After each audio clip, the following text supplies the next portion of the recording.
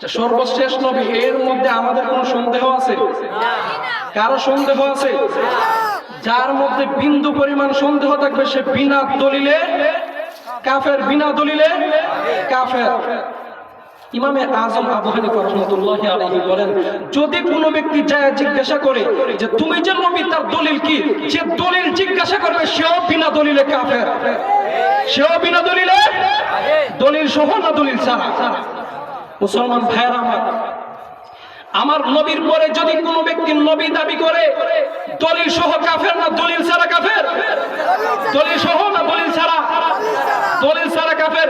তাকে যদি কোনো ব্যক্তি সমর্থন করে সেও কাফের, তার উপর যদি কেউ ঈমান আনে সেও কাফের, তার পক্ষ হয়ে যদি কেউ সংসদে দালালি করে সেও কাফের, তার পক্ষ হয়ে যদি কেউ সংসদে দালালি করে সেও কাফের। কথা বল ঠিক কিনা?